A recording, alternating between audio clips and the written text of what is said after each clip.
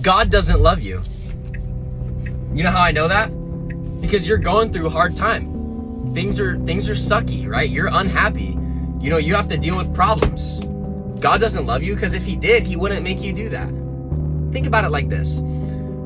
He literally had one son, one flesh son. And he said, you know what? If you're willing, because you're the only perfect child I will ever have, why don't you sacrifice yourself so that all of my other creations can return to me someday? And he's like, all right, that sounds good to me.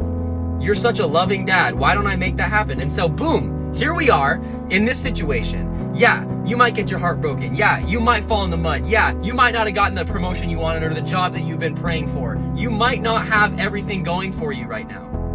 But that's not an indication of God not loving you. The Romans were captivating the Jews. The Jews were stuck. And they thought Jesus is going to be our deliverer. He's going to save us from the Romans. And spiritually he did, but physically they were still screwed. And so they crucified him. That's what they did. And just because Jesus isn't physically delivering you and offering you deliverance from the muddy puddle that you're stuck in, it doesn't mean that when you die, you're not going to be able to go to heaven. Like, think long term, think celestially, think eternally. There's more at stake here than the job that you're applying for. There's more at stake here than the relationship that you once had.